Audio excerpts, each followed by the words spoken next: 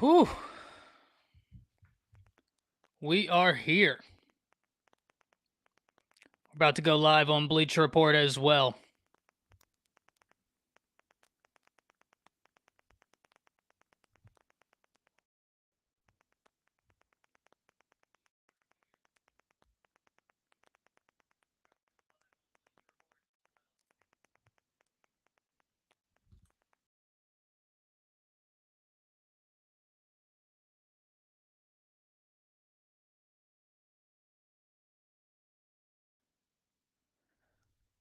Well, it wasn't how we drew it up, but at the end of the day, Alabama gets a win.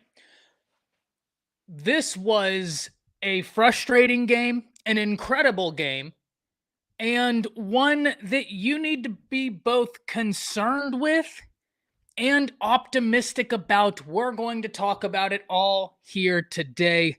As you come into the stream, be sure to let me know what you thought of the game. Hop into the chat. We have a lot to talk about because this was a game that did not go at all the way I thought it was going to go. Make no mistake about it. I thought South Carolina would be a tough opponent, especially on the road, especially because this is a team that has several players that haven't had the performances that so many people were expecting. I'm looking at Lenora Sellers. I'm looking at Dylan Stewart, guys who up until this point have had good games, but not that marquee game that so many people were expecting them to have. And so I think when you looked at this game, you had to have some level of concern from the standpoint of this is a team that's a ticking time bomb in South Carolina. They are waiting for their moment to get a big win, and they almost got it. They absolutely almost got their big win today. Luckily, Alabama was able to stifle them. First and foremost, a lot of complaints have been levied on the defense. I have had some complaints about the defense, but in recent weeks, I've really started to talk about how this Alabama defense looks like they've turned the corner. And today they proved that this is a defense that when the moments are the biggest, they're making plays. The defense gave the offense every opportunity in the world. Every opportunity in the world. The offense failed to capitalize. Yes, the defense allowed some drives. The defense allowed some yards, some points. But when I look at the disproportionate time of possession, the defense was doing everything they can against an offense that when you look has some answers. And what I mean when I say they have some answers is you have Lenora Sellers.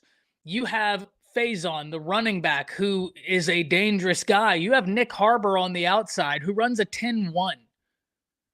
You have got answers. The offensive line for South Carolina has been atrocious, but whenever you have a guy like Sellers and you have some competent running back play, they're going to keep you honest.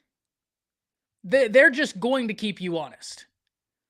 Alabama's defense did a really good job. And in fact, Alabama's defense did a phenomenal job of setting the edge up until that last touchdown. That's the time that I think they really got beat to the outside. But Yonze Pierre, ladies and gentlemen, we are watching a guy who went from someone that was really just a pass rush guy, obviously had the ability to be an every down player, but he was still developing. He was still learning. We saw a guy that was a pass rush specialist turn into one of the best players on this team. Yonze Pierre is playing excellent football. Absolutely excellent football.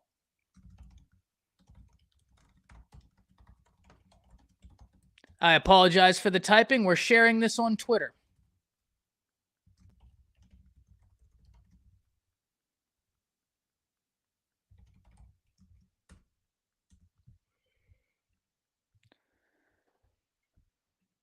People over on the YouTube side of things are saying that last year Alabama would have lost this game. I completely agree. One of the things I tweeted after this game is there's a lot to not like about this game. There's a lot that has to get cleaned up, but the level of fight for this Bama team is better than the level of fight last year. We have people saying defense saved our butts again. Awesome win. Congrats to Alabama. Good game from both teams. Oh, 100% OMG. 100%. Glad for the win, but the entire package was awful. The offense was really bad. We're really going to talk about that. Mobius says them boys were tired. They've played a gauntlet of a schedule. They are getting a well-deserved break now. Absolutely, Mobius. Also, thank you guys, everybody, for joining in here, for commenting, both on YouTube and in Bleacher Report. Danny Boy says sometimes games like this happen. 100%. Saban wasn't exempt from these types of games either. Danny Boy, that's 100% true. That's 100% true. 100%. Burning Knight says, so much for the vaunted Alabama offense. The defense is the team right now. In today's game, yes, I think Alabama's offense will be just fine, but there's a lot that they need to clean up, Burning Knight. There's no doubt into it. EO Boy says, limped into the bye week. We needed 100%. T Ponder says, tired of not being able to set the edge consistently. That's been a big thing for this defense all year, but I really do think that for 95% of this game, they did a much better job of setting the edge. Jan Zapier had a play where he just stonewalled the offensive lineman, and instead of getting upfield, he just stood there and then was able to get to the ball carrier. Really good stuff by him. EO Boy saying Ty could have packed it up there, but he didn't. Like the grid 100%.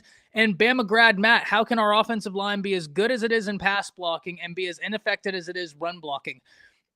That is a great question. That is a great question, Bama grad Matt, because just listen, from a philosophical standpoint, run blocking is something that, especially with young offensive linemen, you would think would be easier. You're firing off the ball. You're engaging as opposed to catching, where in pass blocking, you're catching them. But Alabama's offensive line is leagues better at pass blocking than they are at run blocking. And it really is an anomaly. Doc Mo, all I read all game from people online was bench Ty Simpson. Our fans are so entitled. Dude is a stud and leader. That's blue blood fans, Doc Mo. That's why being a fan of Alabama is so much fun. Any of your blue blood teams, people are just crazy in a good way. Crazy in a good way. Over on Twitter, we're having kind of that same conversation that Alabama would have lost this game last year. 100% agree. Mike Jones over on Twitter and Big Frank, the edge wasn't the problem today. Fatigue and Sellers. Yeah, no doubt, Big Frank. No doubt. Roll Tide Tony says team never quit. Yeah, that to me is the story, guys. We're going to get into the bad. Don't get me wrong. There's a lot of bad, but I also think one of the things about college football, especially in this day and age, is you just have to find ways to win. Alabama found a way to win after spending a game finding ways to lose. And that to me is really interesting. After an entire game of finding ways to lose, Alabama found a way to win. Because up until that point, what could go wrong was going wrong for Alabama.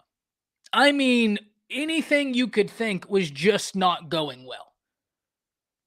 The offense was all out of sorts. The defense was giving it their all, but you're playing against a guy in Lenoris Sellers that's probably due for a big game. You're playing against, even on the defensive side for South Carolina, you're playing against a guy in Dylan Stewart who may not have the numbers that would reflect that he's the best edge rusher in the nation, but in terms of pure ability, I got to tell you, that guy's one of the best in the business, especially in the SEC. His numbers may not reflect it, but Dylan Stewart is a monster. Dylan Stewart is a monster. He's a problem. And so he's one of those guys that me personally, I'm glad this game is behind us. Because you have several guys on South Carolina that are answers to questions. Nick Harbor can be an answer to a question. I mean, that guy runs a 10-1. 100-meter dash. That's why when he ran right by Zabian Brown, I was like, yeah, that'll happen. Zabian Brown's a fast guy. Harbor was borderline Olympic speed. The guy's just different. You got a lot of answers on South Carolina. You got a lot of questions. That offensive line has been pretty stinky, but you got a lot of answers. And somehow Alabama found a way to have the ultimate answer when it mattered. Ladies and gentlemen, in the SEC and especially in college football in 2025, that's a big thing for teams. Can you find out a way to have an answer?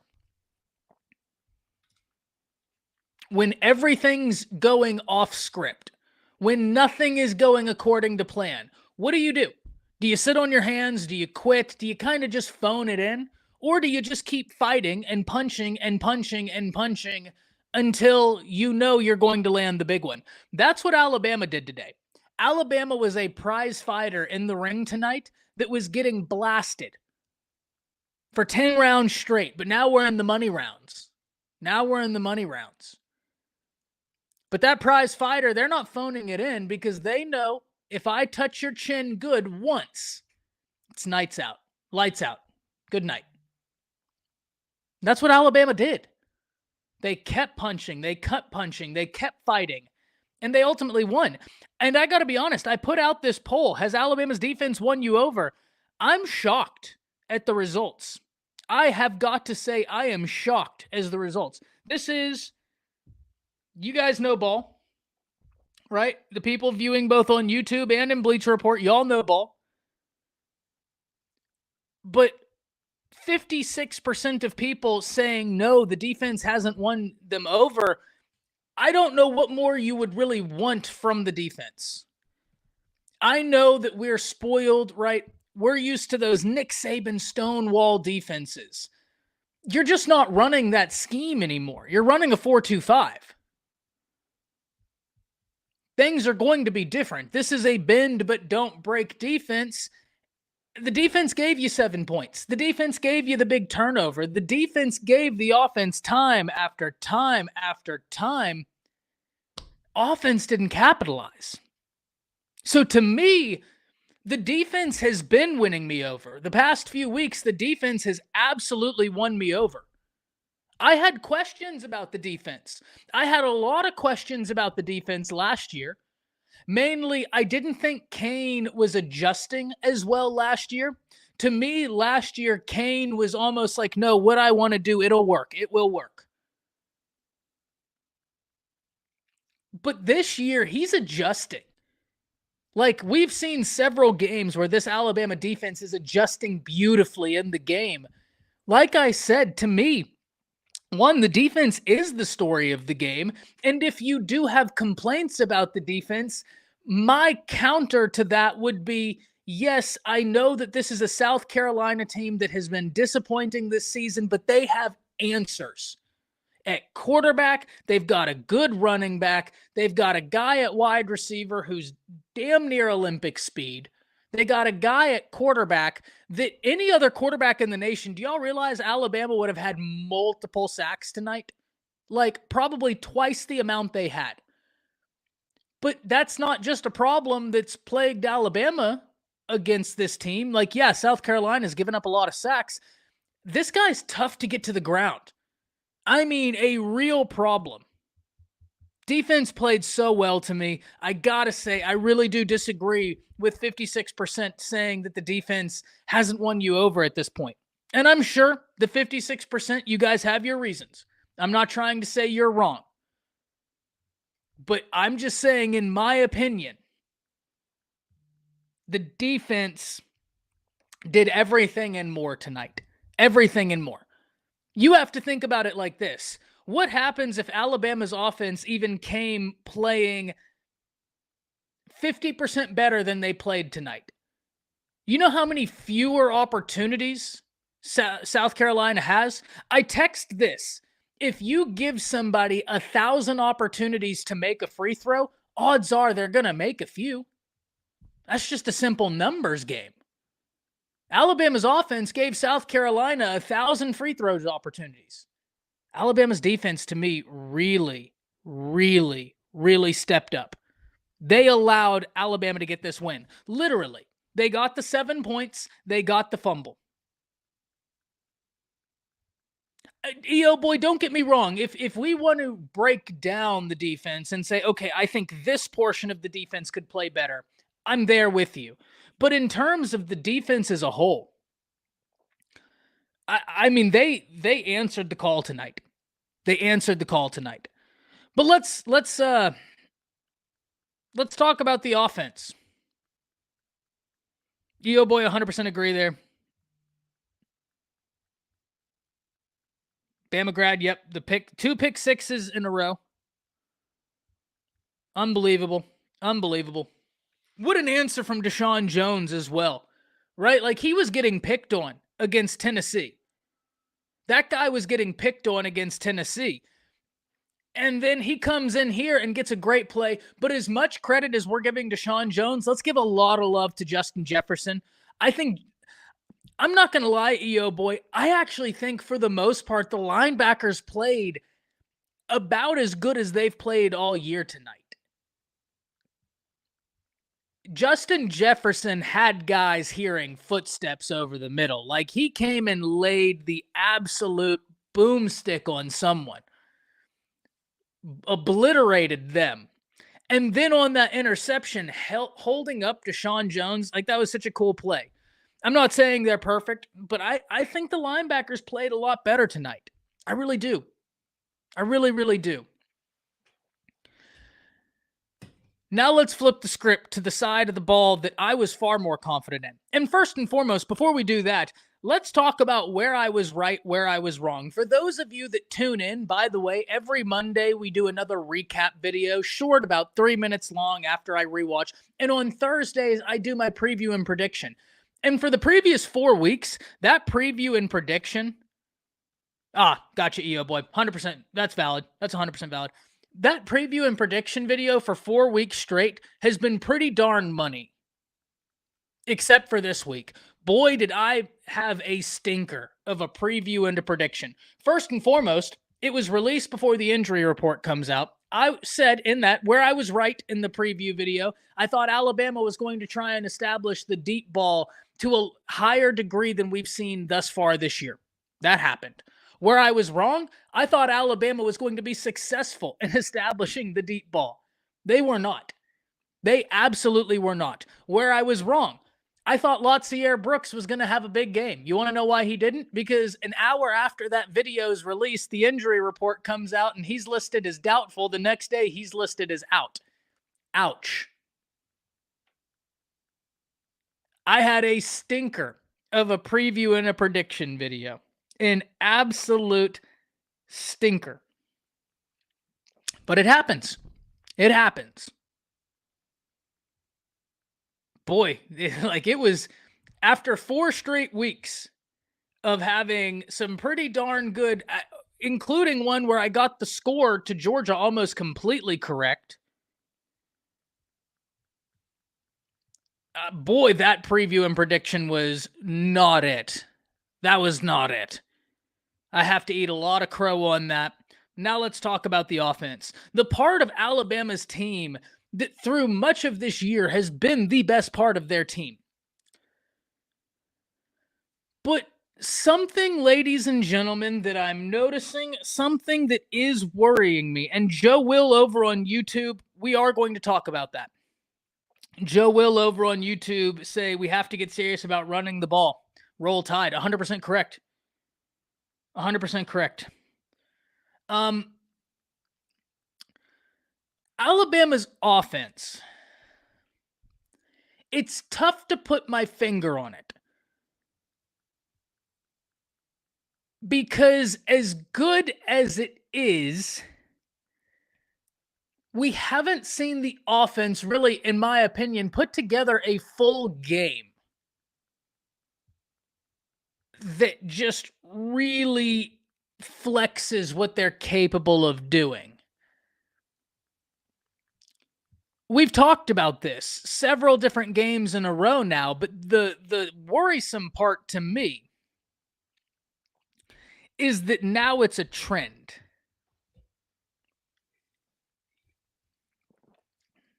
Like now we have enough data that it's a trend. And Doc Mo, Joe Will, I think you both are 100% correct. It's because of Alabama's inability to run the football. And that is something that has to change. Now, in previous games, I thought they've done a good job of utilizing the short passing game as an extension of the run. Several times tonight, they did that with big plays to Daniel Hill. That's got to be part of the answer. Like, you just have to, at this point, understand that those plays have to be called. But the other part is you have to establish the run. You just have to. This is the SEC we're talking about. The fact that Alabama has struggled running the football as much as they have, and yet we look up and they have one loss that's now far behind us, 4 ranked wins in a row, just went on the road to South Carolina, got another win, and they can't run the football. That's kind of insane. EO Boy says Hill needs to start. I'll tell you what, EO Boy, and Nick, you're 100% right. You are 100% right, Nick. Alabama has yet to play a full 4 quarters of what I believe to be their best football. The first few times it happens, it's something that's frustrating, but it gives you hope. And while in this game, the takeaway should be, in my opinion, first and foremost, okay, Alabama can figure out a way to win a game when they've spent 95% of the game trying to figure out ways to lose it. That should be your first takeaway, and that in and of itself is good. The second takeaway should be, why has this pattern emerged? And as much as that does give me hope, it does worry me a bit. And I think we look back, and like Doc Mo, like Joe Will said, it's because you really struggle running the football. EO Boy says Hill needs to start. EO Boy, you want to know what I want to see? We've seen several times Alabama have 2 running backs set, but instead of it being a running back, it's Jam and Jeremy Bernard, which I love those plays. I'm not saying get rid of them. If Jeremy Bernard wants to kick field goals at this point, let him kick field goals. I don't care. I have a hot take about Jeremy Bernard as well. So we'll talk about that here in a bit. But if Jeremy wants to kick field goals, let him kick field goals. If he wants to punt the damn ball, let him punt. I don't care. I don't. Let him do what he wants to do. So keep those, but why not have a 2-back set with Hill and Jam? I want to see more of that. Because either A, it gives you even more pass protection, B, a defense is now having to account for 2 guys in Hill and Jam who are basically wide receivers. I mean, as far as running backs go, you're talking about 2 guys that really catch the ball well out the backfield.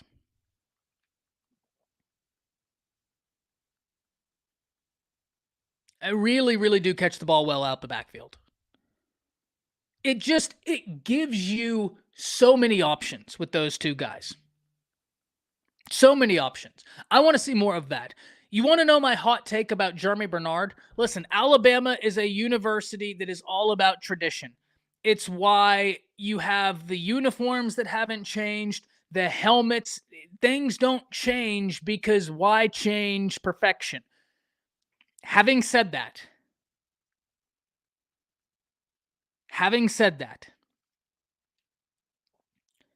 I know that the captains are voted on before the season.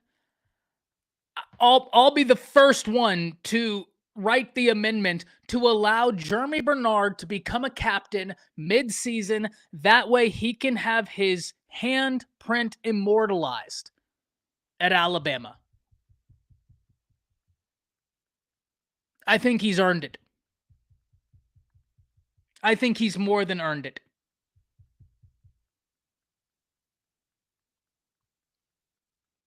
If they come out tomorrow and say, hey, we're breaking a bit of tradition, Jeremy Bernard is now a captain, I'm going to be so happy. Because the kid plays with a heart. And I'm not saying that other people on the team don't play with heart. Please do not get that as the message I'm saying. What I'm saying is Jeremy goes out there and plays every single down like it's his last. Every single down. And the reason why he's so key is because he came with DeBoer. You don't think he's a huge part of the buy-in that helps Coach Shepard, that helps DeBoer, that helps Grubb? Let Jeremy be a captain. I know that would be breaking tradition. I don't care. He should be a captain. He needs his handprint immortalized. I really do think that's how key he is to this Alabama football team.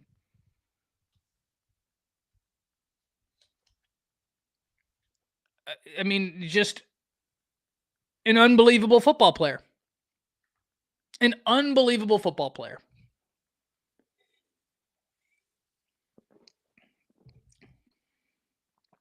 Nick says, Grubb's pissed me off all game, but those 3 plays that he called for the TB for Bernard on the screen, the trick play for the... Isn't that the most frustrating thing, Nick? In so many of these games, I go, and granted, I'm no offensive coordinator. Ryan Grubb knows more football than I will ever know. I grant that, right? Now that that's out the way. There are so many times during the game, and this has been multiple weeks, where it's like brilliant drive, brilliant drive, brilliant drive, and then you have like 3 drives that are just absolute head scratchers, then brilliant drive. There is kind of this feast or famine. And I know that that's not atypical. I know that's not atypical. Like, that's college football. But it is kind of crazy how we go from almost watching Pablo Picasso paint to then watching an art student at your local university. And you're like, wait, where'd Picasso go? And then all of a sudden it's like, oh, no, never mind, he's right here. And then he calls something and you're just sitting there like, where did you dial that up from? That was beautiful. That's a great point, Nick. That's a really good point. EO Boy could not agree more. I completely agree with you. They have got to stop rotating offensive linemen. I'm not a fan of rotating offensive linemen. I don't particularly care for it week 1, but I understand it. I don't care for it week 2. I understand it. I really don't care for it week 3. I understand it less. We're not in the first 3 weeks. It is really hard to get any continuity when you're rotating offensive linemen that much. No doubt, Doc Mo. No doubt, Doc Mo. The one to Jeremy Bernard that he overthrew on the 4th down, if he hits that throw, Jeremy scores. Jeremy scores.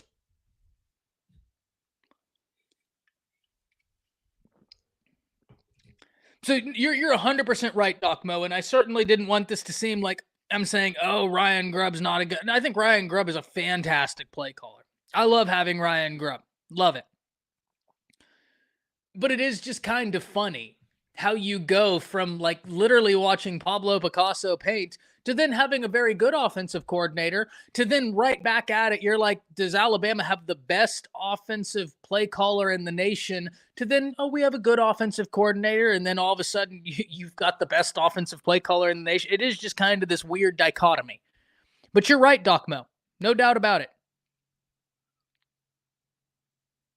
Yeah, Ty was seeing ghosts. They got pressure. I'm just happy that game is behind Alabama, man. Like, I am glad, though, too, because there are some teams coming up that this was good prep for. This is not going to be the last team that can get to the quarterback. It's not. Eric D over on YouTube says, I want to see Ack Deer, home run hitter. I do, too. But I almost wonder if it's just pass pro. Right? Like, I think with young running backs, that's always what I think. Whenever I see a guy like Actier that has that much ability, and he's just not playing as much as some people would like, the first thing I always think is that he's still learning pass protection. That's probably 100% what it is. It's probably 100% what it is. Natural. Completely natural.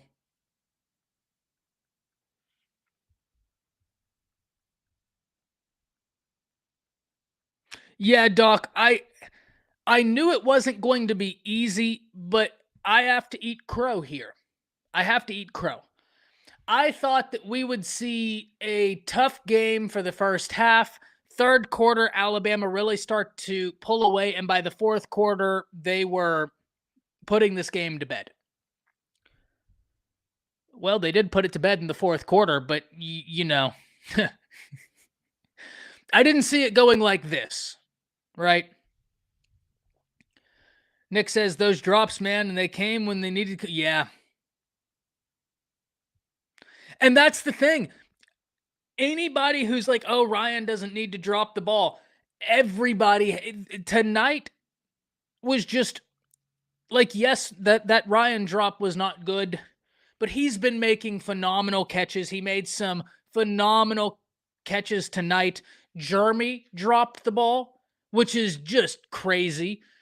Rico had some drops. It was just one of those games. It was just one of those games. It is what it is, right? It is what it is.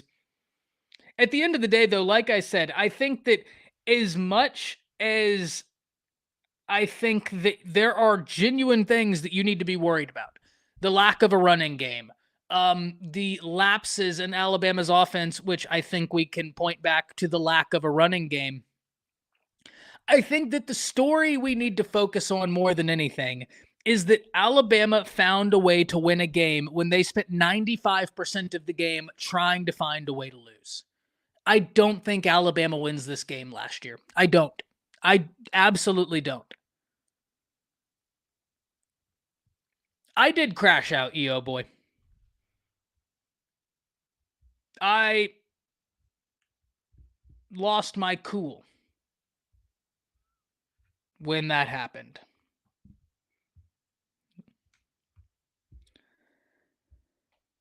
But this is what championship teams do, man. You're tested, you answer, or you don't.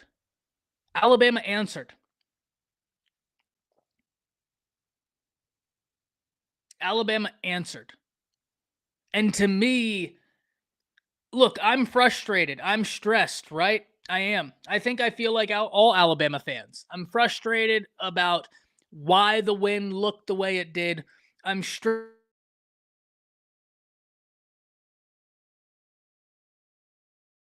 about it. But at the end of it, that when nothing is going right, when everything, it's not just that nothing was going right, right? Like you could have a neutral game where it's just not clicking. Things were actively going wrong on offense. Like you had to punt. Things were going wrong. I am very happy that when things were going wrong, Alabama still found a way to win. They never gave up. The defense made plays. The offense, when it had to happen, they showed up. I'm wondering why they didn't show up until those moments, no doubt, but they showed up. That, to me, is what we need to take away from this game. Because upsets have been happening all year in the SEC, ladies and gentlemen. All year long, Alabama found a way to win. That's what championship teams do. I'm not saying Alabama's going to go win a natty. They've got things they need to clean up. What I am saying is that the teams that have the capability to go win national championships, they figure out ways to win football games when things aren't going right. That's what Alabama did. This was a big growing moment for Kalen DeBoer.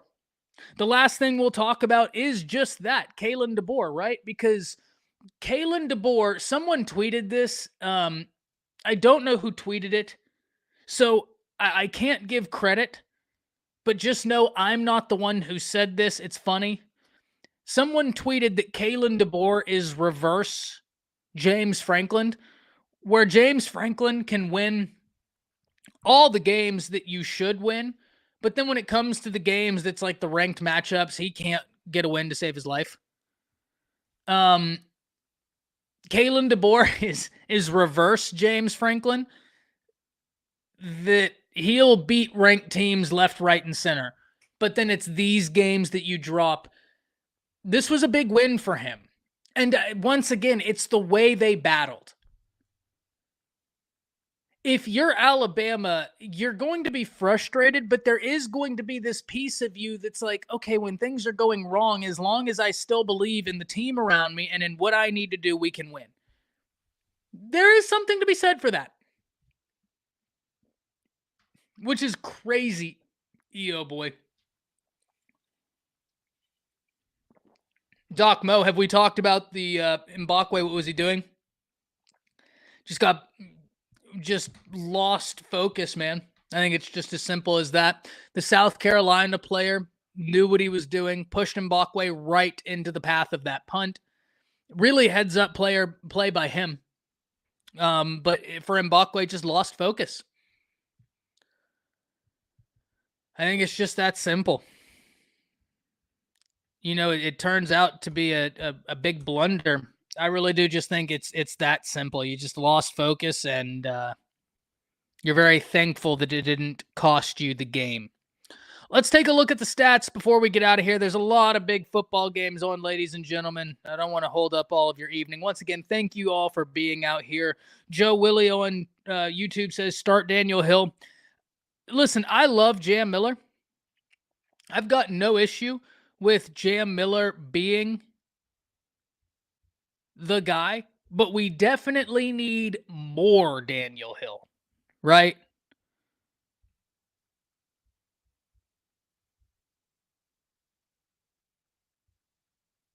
Nick says, I think it's concerning that we felt more confident to score a touchdown at the end instead of going down at the...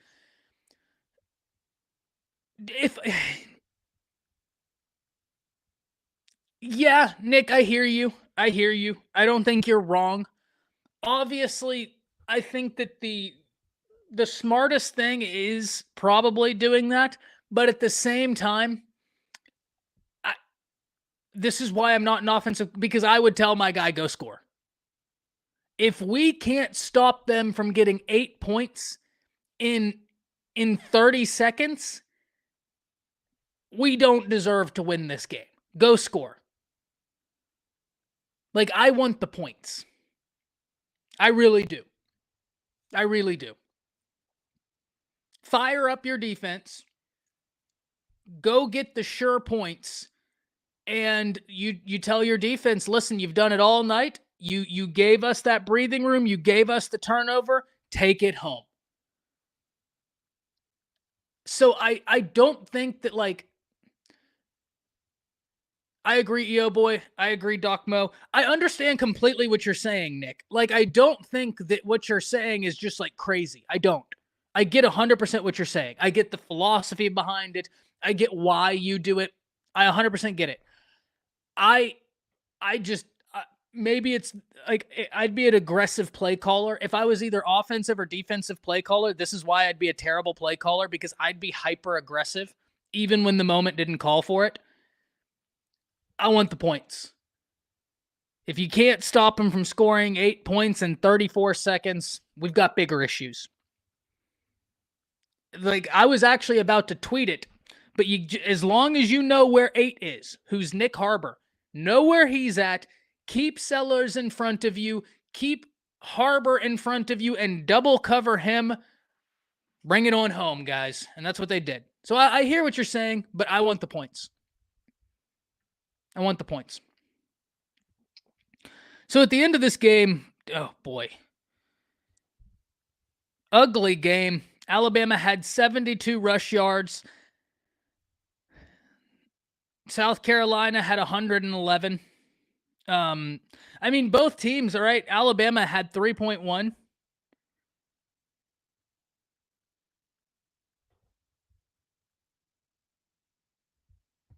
Yeah, Eric D, but I don't want to say it because it's a hot take. I'm actually cool. Like I don't know. I kind of am fine with Eric D over on Twitter saying, "Can you imagine still having Haynes running back with Jam and D Hill?" I don't know. I'll take Jam and D Hill. Justice Haynes is a really good running back. Um, but t- how do I put this? Justice Haynes is a really good running back. I like what Alabama has. We'll leave it there. South Carolina receiving 18 receptions, 222 yards. Alabama 24 receptions, 253 yards. Alabama had interception. Alabama had the fumble return. Alabama ends the game with 2 sacks, 7 tackles for loss. And I swear to you, if you're not playing Lenoris Seller, you get a lot more than that. Yeah, boy, that's kind of what I was going for because I understand what Eric is saying. Justice Haynes is a fantastic player. I loved when he was at Alabama. I'm certainly not going to shy away from the fact that I think he's a fantastic player. I don't think Jam and D Hill are the problem.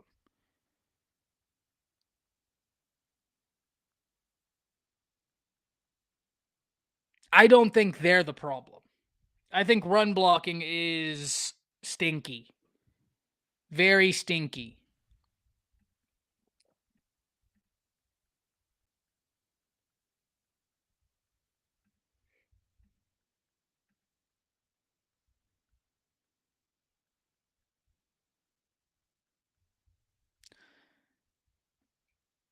So Alabama gave up 2 sacks, 6 tackles for loss.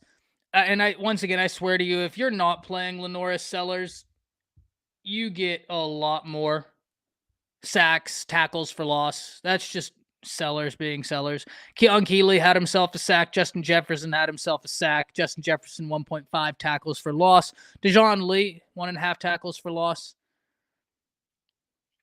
Keon Keeley also had another tackle. I mean, you just had guys doing their thing.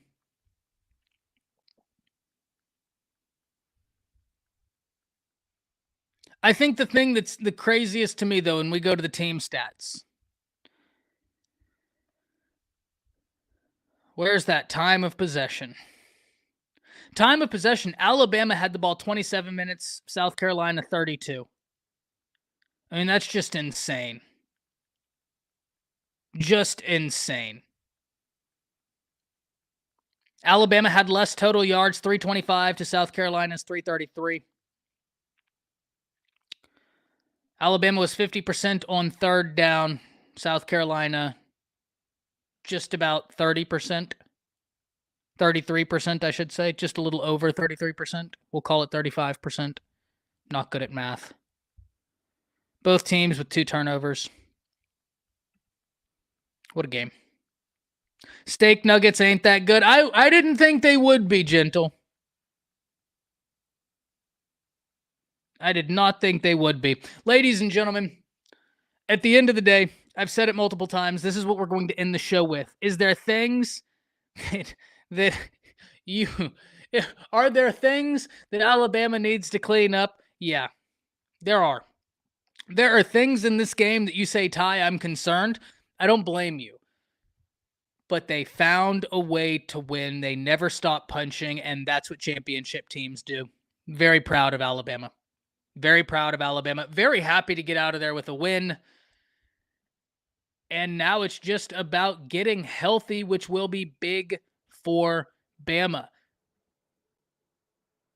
Because they have a bye week and it couldn't come at a better time. Still a crazy stretch for Alabama. You got LSU, you got OU, you got Eastern Illinois, you got Auburn. You need to get healthy. This bye week is coming in a perfect time.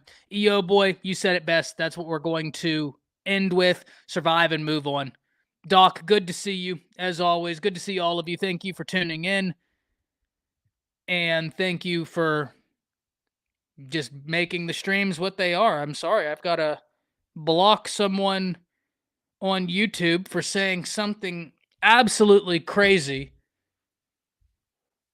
They're blocked. Roll Tide as always, ladies and gentlemen. Enjoy your day, and we'll see you on Monday.